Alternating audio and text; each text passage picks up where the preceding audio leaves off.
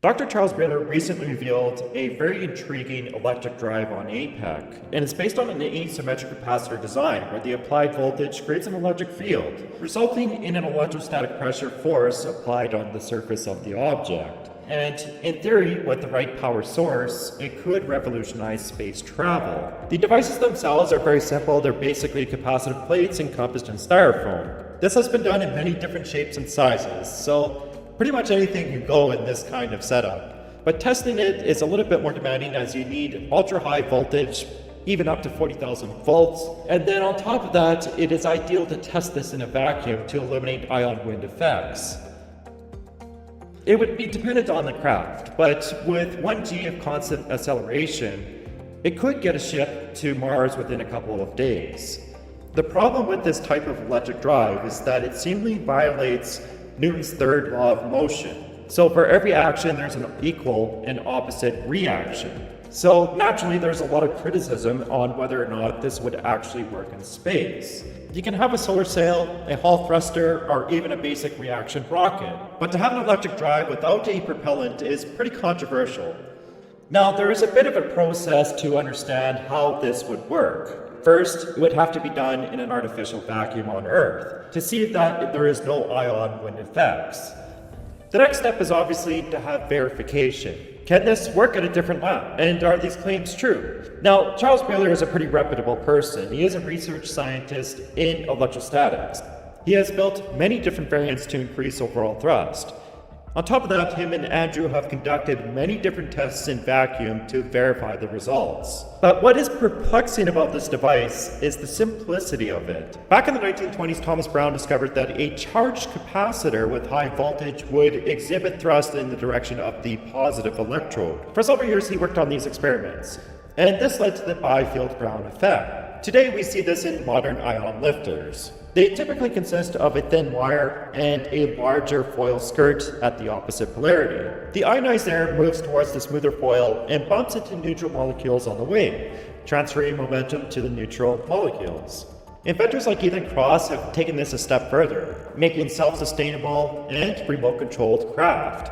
But would this work in a space or even a vacuum for that matter? Well, there are contrary claims to say that it does, and even Brown thought that this could work in a vacuum. If that were true, then the conventional Byfield-Brown effect, as we know it, is not just producing ionic wind, it's doing something more than that. And this kind of falls back to Baylor's work. Did he discover the same thing that Brown was speculating years ago in his own experiments? And it comes down to 3 definite possibilities. One is that there's some sort of local interference and it's a misreading. The second is that it does work in vacuums on Earth, and maybe it's somehow interacting with Earth's electromagnetic field. The third possibility is that this is a true propellantless drive that can actually work in space, and it could propel spacecraft to very fast velocities.